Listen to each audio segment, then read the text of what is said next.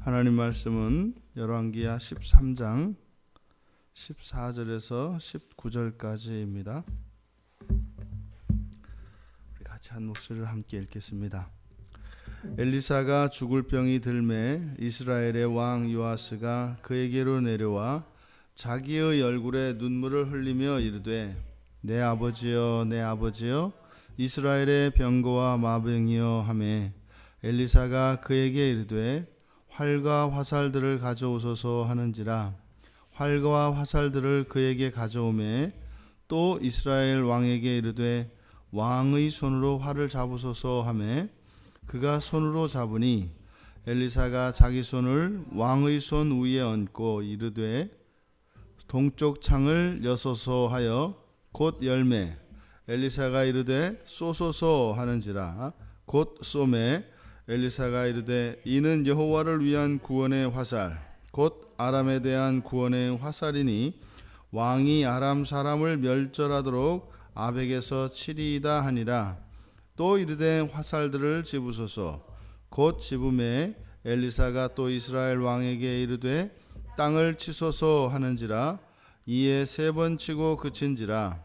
하나님의 사람이 노하여 이르되 왕이 대여섯 번을 칠 것이니이다. 그리하였다면 왕이 아람을 진멸하기까지 쳤으리이다. 그런즉 이제는 왕이 아람을 세 번만 치리이다 하니라. 아멘. 죽어가는 엘리사가 아쉬워하였던 그 아쉬움을 남겼던 그 장면을 그리고 있습니다. 지금 이제 요아스와 엘리사가 만납니다. 근데 만나게 된 동기가 엘리사가 죽을 병이 들매 이스라엘의 왕 요아스가 그에게로 내려왔다. 요아스의 인생의 전체를 총평을 하고 난 뒤에 이제 보여주는 요아스의 인생과 그 치적들, 그것은 열왕기 저자가 어제 우리가 말씀을 나누었던 것처럼 이미 요아스의 끝을 아는 상태에서 그의 생애를 우리가 되돌아보게 되면 이미 인생을 다 살고 난 뒤에 그 마지막에서 그의 삶을 돌아봄으로써 그들의 그의 삶 속에 있었던 아쉬움은 무엇이고 그 끝, 이미 결정되어져 있는 그 끝의 이유들이 보다 분명하게 드러날 것이다. 우리들도 이 세상을 살아가는 모든 사람들은 이미 종말은 결정이 되어 있다. 그 끝을 알고 살아가는 것과 모르고 살아가는 것 사이에는 매우 큰 인생의 차이점이 있습니다. 요아스가 엘리사에게 내려간 것은 엘리사가 죽을 병이 들었을 때입니다. 그런데 여러분 아시는 것처럼 엘리사는 누구인가요? 엘리사는 선지자입니다. 선지자는 누구를 위해서 필요할까요? 살아있는 사람들을 위해서 필요하고 살아있는 사람들의 어려움을 위해서 필요한 것이 선지자입니다. 그런데 요아스가 엘리사에게 내려간 것은 또 엘리사가 살아있을 때 힘이 있을 때 그렇게 간 것이 아니라 죽을 때에 내려갔다. 죽을 때에 내려갔다. 여러 가지 의미를 나타냅니다. 엘리사가 죽는다면 이제 마지막이지요. 그러니까 요아스에게는 어쩌면 이것이 마지막의 기회다라고 하는 것 같아요. 엘리사가 죽을 때에 또 그가 어찌하였든 엘리사가 죽을 때에 요아스가 내려간 것, 그것은 하나님에 대한 신앙이 아직은 남아 있는 겁니다. 엘리사에 대한 선지자 엘리사에 대한 그의 마음은 곧 하나님에 대한 마음이기 때문에 아직 요아스에게는 신앙이 남아 있는 겁니다. 그런데 그 신앙이 어떻게 가요?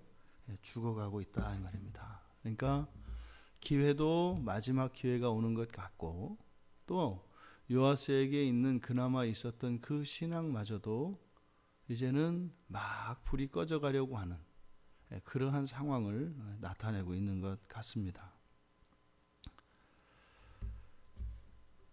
엘리사의 죽음 앞에 눈물을 흘리며 내 아버지여, 내 아버지여, 이스라엘의 병거와 마병이여. 참 공교롭습니다. 지금 이 말은 엘리야가 엘리사에게 한 말입니다. 그 마지막 이별의 장면에서 엘리사가 엘리야에게 임했던 그 성령의 갑절을 구할 때 했던 동일한 말입니다. 근데 사실은 지금 요아스가 한 이 말은, 요아스는 이제 엘리사로 말미암아 그 구원의 능력이, 하나님의 능력이 자기 자신에게 덧입혀지기를 위해서 한 것이 아니라 이것은 인간적인 정리에서 애곡하는 정도의 그런 외침이었죠. 그런데 어떻게 해요? 열왕기 저자는 지금 엘리사와 엘리야가 마지막 만나던 그 장면과 요아스와 엘리사가 만나는 이 두 장면을 서로 오버랩시키면서 그 뒤에 이렇게 엘리사가 내 아버지여, 내 아버지여, 이스라엘의 병거와 마병이여 하고 난 뒤에 엘리사는 엘리야의 능력을 덧입었었습니다. 그러니까 마치 지금 그때와 같은 상황이다라고 하는 것을 열왕기 저자가 나타내는 거예요. 그러니까 이 뒤에 어떻게 할 수 있는 겁니까? 요아스가 성령의 충만을 입을 수 있는 기회다라고 하는 것을 나타냅니다. 마지막 기회입니다. 그리고 그에게 있는 그 신앙이 다 사라지기 직전에 그때의 상황입니다. 그리고 완전히 다시 성령 충만을 입을 수 있는 기회입니다. 굉장히 긴장된 순간으로 지금 열왕기 저자는 기록하고 있는 겁니다. 그때 엘리사가 이제 활과 화살들을 가져오도록 합니다. 지금 우리가 여기서 하나님이 정말 이 땅에 있는 하나님의 백성들에 대한 그 사랑이 얼마나 진리인가 하는 것을 보게 됩니다. 그 말씀의 뜻, 이 말의 뜻도 잘 모르고 실제로 엘리사를 통하여 엘리사의 죽음 앞에서 지난 날들의 모든 잘못을 회개하고 하나님 앞에 오히려 선지자를 살려주십시오, 이렇게 기도할 수 있었더라면 얼마나 좋았을까요? 그런데 지금 이미 요아스는 엘리사의 죽음을 확신하고 있고 인간적인 슬픔만을 토로하고 있을 뿐입니다. 그런데 아마 여호와께서는 이 요아스와 그 민족의 미래, 그 장래에 대하여 슬퍼하였을 겁니다. 왜요? 이미 다 알고 계시기 때문이죠. 지금 요아스에게 기회가 주어졌습니다만 그것을 깨닫고 있지 못하는, 그래서 끝내 돌이키지 못하는, 지금 우리가 이 요아스의 기사를 읽으면서 늘 염두에 둬야 할 것은 그 끝입니다. 여로보암의 죄에서 떠나지 않았던 그 끝입니다. 그럼 그 중간에서 우리가 읽어내야 하는 것은 하나님께서 어떻게 요아스에게 다가와서 요아스로 하여금 돌이키도록 부르고 계셨는가, 그것을 우리가 확인하는 것, 이게 중요합니다. 그랬을 때 이것이 우리의 생애 가운데 정해진 우리의 그 종말을 우리가 믿으며 우리의 인생을 되돌아보는 인생으로 살아갈 수 있기 때문입니다. 미래를 모르는 인생이 아니라 우리는 이미 미래를 알고 우리의 인생을 살아가는 것이죠. 요아스는 그것을 몰랐습니다만 그것을 아는 우리들은 요아스의 생애를 되돌아보면서 우리들의 인생을 어떻게 살아갈 것인가, 앞으로 우리의 인생을 어떻게 살아갈 것인가 라고 하는 그 답을, 참된 진리의 인도하심을 따라 그 답을 얻을 수가 있는 것입니다. 여호와께서는 요아스를 구원하시길 원합니다. 이스라엘 민족을 구원하시길 원합니다. 그것이 엘리사를 통하여 활과 화살을 가져와 잡으라고 하는 것이었습니다. 그리고 그것을 동쪽 창을 열고 그쪽을 향하여 쏘라고 했습니다. 그런데 이 화살을 쏘는 행위, 그것을 17절 하반절에 가보니까 이는 여호와를 위한 구원의 화살, 곧 아람에 대한 구원의 화살이니, 여기에 요아스를 위한 구원의 화살 이렇게 하는 것이 아니라 여호와를 위한 구원의 화살 그래요. 그러니까 하나님 백성들의 구원은요, 하나님의 구원이라고 이야기를 하시는 거예요. 어떻게 이렇습니까? 하나님은 그냥 심판하시고 우리의 삶을 이렇게 감시하는 감시자 같은 분이신 줄 알았는데, 오늘 성경은 뭐라고 이야기하냐면 우리들의 구원이 여호와의 구원이라고 해요. 그 무슨 말이겠어요? 우리들의 아픔과 우리들의 고난이 여호와의 구원이다, 여호와의 고난이고 여호와의 고통이다, 이렇게 이야기를 하고 있는 것입니다. 그래서 아람을 멸절하기 위한, 그래서 무엇이겠습니까? 요아스와 이스라엘을 구원하시기 위한 하나님의 구원의 행동이다라고 하는 겁니다. 그리고 난 뒤 엘리사가 이제 요아스에게 땅을 치라고 이야기합니다. 땅을 치라고. 화살을 잡아서 땅을 치소서. 이때 땅을 친다라고 하는 의미가 이게 화살을 들고 땅바닥을 치는 의미가 아니라 이제 땅을 표적 삼아서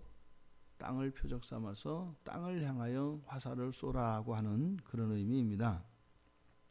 그러니까 마치 그 영토 안에 있는 이스라엘 사람들이 가나안 땅에 들어온 뒤로는 그 땅에서 일어나는 모든 전쟁은 다 헤렘 전쟁이라고 했습니다. 헤렘 전쟁은요, 그 영토 안에 있는 불결들을 다 제거하기 위해서 가나안 족속의 모든 생명들을 다 제거하는 것, 이것이 헤렘입니다.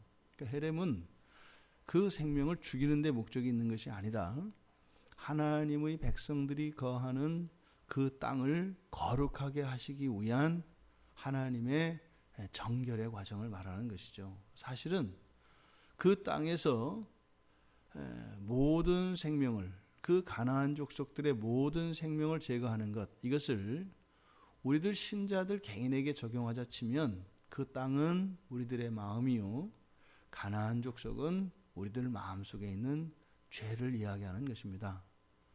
그러니까 그 무자비한 하나님으로 나타난 것 같은 가나안 정복 전쟁은 사실은 신약의 백성들에게 있어서 예수 그리스도를 믿음으로써 그 영생에 들어가는, 즉 그 요단강을 건너 영생을 누리게 되는 것, 이것이 이스라엘 백성들이 가나안 땅에 들어가는 거예요. 그럼 가나안 땅에 들어가서 이 이스라엘 백성들이 가나안 땅의 모든 족속들을 하나도 남기지 말라고 하는 것은 바로 신약의 신자들의 마음속에 모든 죄를 다 죽여 없애라는 거예요. 결론은요, 다 못 없앱니다. 우리 신자들이 다 못 없앨 수 없다는 거예요. 알아요. 그렇게 여부수 족속과 그 가나안 땅에 있는 10개 지파가 다 헤렘 전쟁을 하지 않습니다. 다 남겨둡니다. 그런데 하나님이 떠나셨나요? 그렇지 않아요. 그렇지 않아요. 하나님은 늘 함께 하세요. 죄를 져도 늘 함께 하세요. 문제는요, 이스라엘 백성들의 삶이 고달파요. 그러니까 그것은 하나님이 이렇게 구원하시기 위해서, 벌을 주시기 위해서 이런 의미가 아니에요. 구원의 대가로서 이걸 요구하신 것이 아니라 그 가나안 땅에서 가나안 족속들을 제거하지 않았을 때 그것으로 인하여 치명타를 입은 것이 우상숭배입니다. 지금 이스라엘에 대한 역사에 계속 동일하게 모든 왕들에게 반복되는 게 뭐라고요?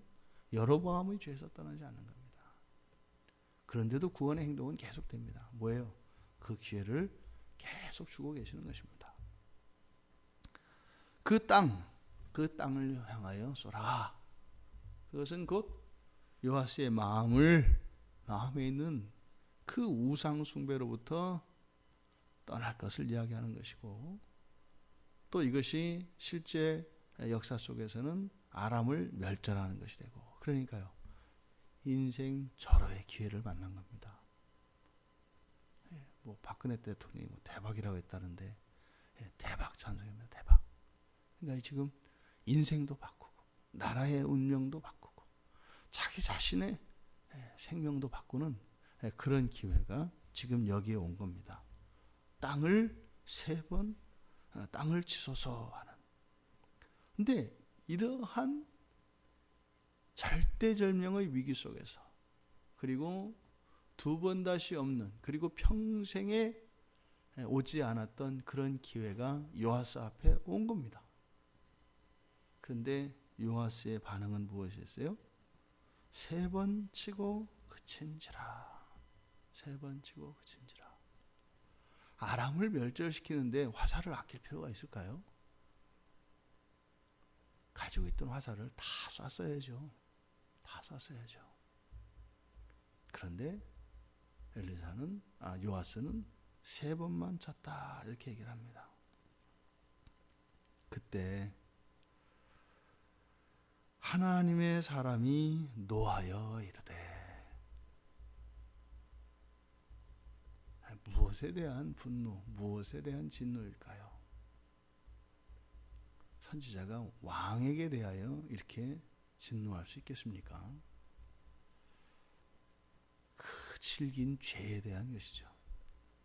그 질긴 죄에 대한 것이죠.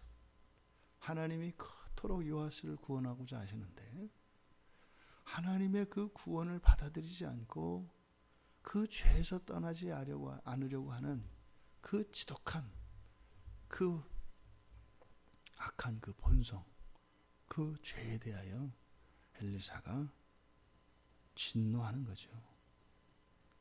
아쉬움을 나타냅니다. 왕이시여, 어떻게 3번만 칩니까? 어떻게 3번만 칩니까? 어떻게 3번 치고 맙니까? 당신 앞에 인생을 바꿀 수 있는, 이스라엘의 역사를 바꿀 수 있는 그 기회가 왔는데 어떻게 3번만 칩니까? 다는 못 쐈을지라도 5번은 쳤어야 되는 거 아닙니까? 5번은. 그게 그렇게 죽겠습니까? 만약에 2-3번만 더 쳤더라도 다 진멸하셨을 텐데, 2-3번만 더 쳤더라면 여로보암의 죄에서 떠나 이스라엘의 역사에 한 획을 긋는 당신의 인생의 그 고질적인 그 장애와 방해를 극복할 수 있었을 텐데, 여호와께서 엘리사를 통하여 주셨던 그 마지막의 기회가 요아스 손에서 사라져버린 것, 아마 그는 죽는 순간에 그것을 알았을 거라는 겁니다. 죽는 순간에. 엘리사는 이제 당신이 그렇게 하셨으니 당신이 그렇게 할 수밖에 없을 것입니다. 그러니까 하나님이 요아스를 내버려 두신 것이 아니었다는 거예요. 아니었다는 거예요. 돌이킬 수 있는 기회, 여호와의 구원을 누릴 수 있는 기회, 지금까지 요아스가 살아왔던 어떤 환경이라든지 이런 것으로 인해서 어찌할 수 없었던 그 모든 것을 초월할 수 있는 그런 기회가 있었다는 거예요. 이것을 열왕기 저자가 이야기하고 싶어 하는 것입니다. 종말을 살아가는 우리들에게는 우리의 삶 속에서 다가오는 이 기회들을 알아챌 수 있는 영적 감지력이 있습니다. 똑같이 반복되어지는 것 같은 평범한 일상 속에서 하나님께서 구원하시는 그 구원의 행동은 우리에게 감지됩니다. 그런데 우리가 이런 영적인 감각들이 어두워지게 되면 지금 요아스에게 일어난 것과 같은 동일한 일들이 일어납니다. 하나님의 자녀들에게는요, 현재는 과거의 결과입니다. 미래는 현재의 결과입니다. 사실 그 결과라고 하는 것은 거기에 하나님의 은혜라고 하는 엄청난 보너스가 덧입혀져 있는 거죠, 사실은. 하지만 오늘 열왕기 저자는 이 기사를 기록하면서 후대에 우리 주 예수 그리스도를 믿으며 살아가는 우리 그리스도인들을 향하여 우리의 주어진 인생의 시간들의 앞날을 하나님께서 함께 하시고 하나님께서 인도하신다고 하는 그 교훈을 주고 계십니다. 날마다의 삶 속에서 하나님의 구원하시는 그 행동이 우리들 모두에게 받아 깨달아질 수 있길 바라고, 또 그것에 순종함으로 참다운 여호와의 구원을 누릴 수 있는 우리 모두가 되기를 주님의 이름으로 축원합니다. 하나님, 요아스가 참으로 2-3번만 더 쳤더라면 어떤 일이 일어났을까요? 2-3번만 더 쳤더라면 하나님의 마음이 시원하여지셨을 텐데, 어쩌면 요아스에게는 미완의 구원과 같이 되어졌던 이 사건이 저희들 생애에는 일어나지 않기 원합니다. 여호와께서 손을 내미시고 여호와께서 저희들을 구원하실 때 그 하나님의 구원의 일들이 저희들의 삶 속에 일어나기를 원합니다. 이미 예수 그리스도께서 우리들의 의지와 우리들의 순종과 상관없이 먼저 십자가에서 구원을 이루어 주셨기에 저희들의 종말은 이미 결정이 되었습니다만, 이 세상을 살아가면서 그리스도께서 저희들을 구원하신 그 구원의 참다운 일들이 경험될 수 있도록 하나님의 말씀을 좇아 믿음으로 하나님의 인도하심을 따르며 그렇게 살아가는 복된 주의 자녀들 될 수 있도록 축복하여 주시옵소서. 감사하며 예수님의 이름으로 기도드리옵나이다. 아멘.